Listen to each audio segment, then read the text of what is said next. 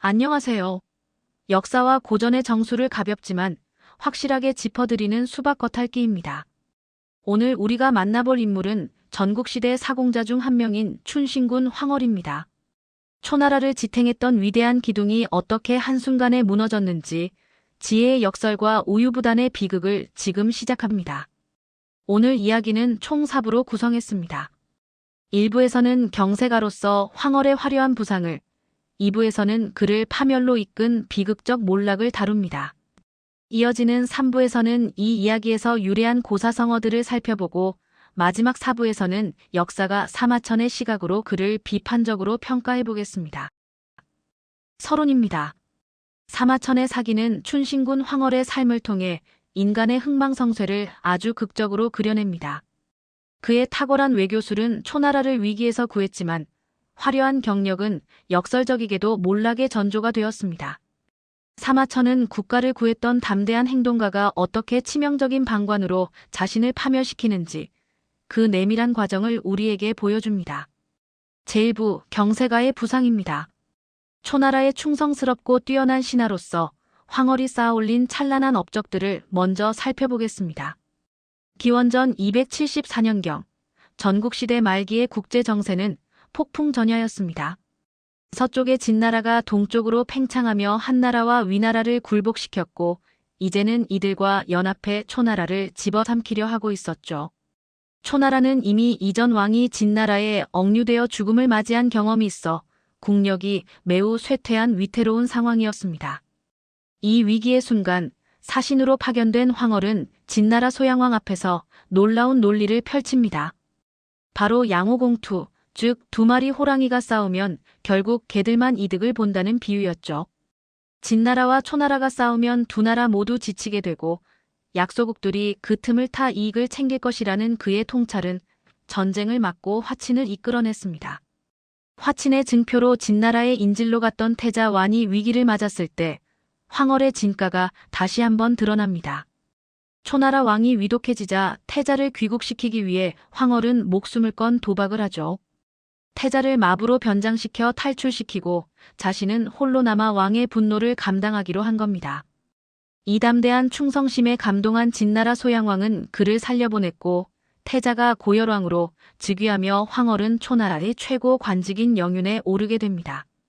이후 25년간 그는 초나라의 심장이었습니다.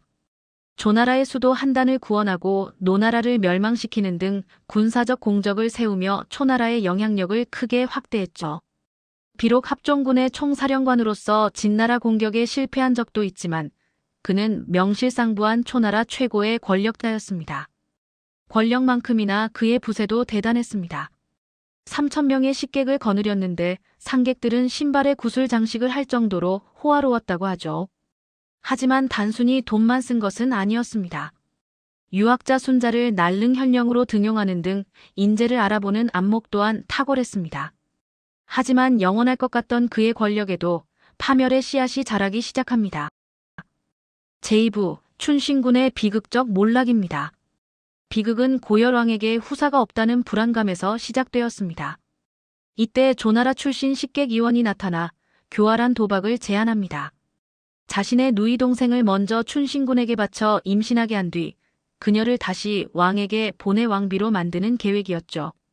자신의 혈통이 왕위를 잇게 하여 권력을 영속시키겠다는 욕망에 눈이 먼 춘신군은 이 반역적인 계획에 동의하고 맙니다.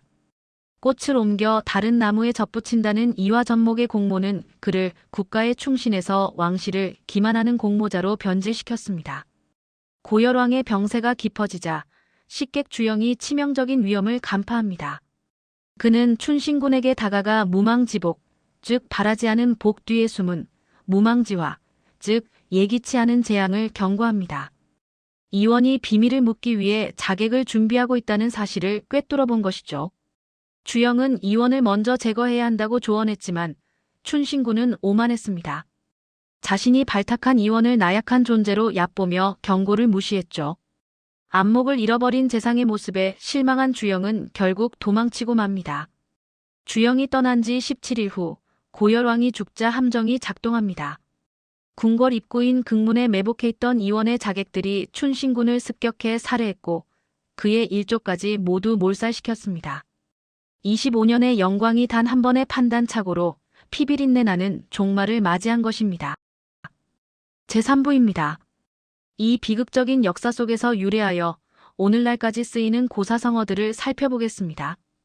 우리가 흔히 쓰는 호유미, 무망지복, 이화전목이라는 말 속에는 춘신군의 삶과 죽음이 고스란히 담겨 있습니다. 먼저 호유미입니다. 여우가 강을 거의 다 건넜으나 꼬리를 적셨다는 뜻으로 시작은 쉽지만 마무리가 어려움을 의미합니다. 황홀이 진나라 왕에게 보낸 상소문에서 썼던 이 말이 정작 자신의 삶에서 마지막을 관리하지 못해 꼬리를 적시고 파멸한 자신의 운명을 예언한 꼴이 되었다는 점이 참으로 역설적입니다. 이제 마지막 제4부 역사가 사마천이 내린 무언의 판결과 비판적 평가를 정리해 보겠습니다. 이 이야기에는 세 부류의 인간상이 등장합니다. 과거의 지혜를 잃고 안일함에 빠진 비극적 영웅 춘신군, 무자비한 야망으로 타인의 약점을 파고든 냉소적 책략가 이원, 그리고 명철한 통찰력으로 생존의 길을 제시했던 주영입니다. 주영은 춘신군이 한때 가졌으나 잃어버린 지혜 그 자체를 상징합니다. 사마천이 우리에게 전하는 핵심 메시지는 명확합니다.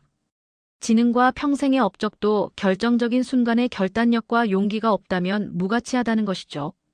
춘신군은 외부의 적이 아니라 자신이 움켜쥐려 했던 권력에 의해 부패했고 그의 우유부단함은 그 도덕적 쇠퇴의 마지막 증상이었습니다. 결론입니다. 춘신군 황홀은 위대한 정치가이자 재능 있는 인물이었지만 동시에 오만과 판단착오로 파멸한 경고의 대상이기도 합니다. 그의 삶은 지혜와 행동이 반드시 결합되어야 한다는 영원한 교훈을 우리에게 남깁니다. 오늘 수박 겉핥기가 준비한 춘신군 이야기는 여기까지입니다. 여러분은 결정적인 순간 주영의 경고를 들을 준비가 되어 있으신가요? 구독과 좋아요는 다음 역사를 파헤치는 큰 힘이 됩니다. 시청해주셔서 감사합니다.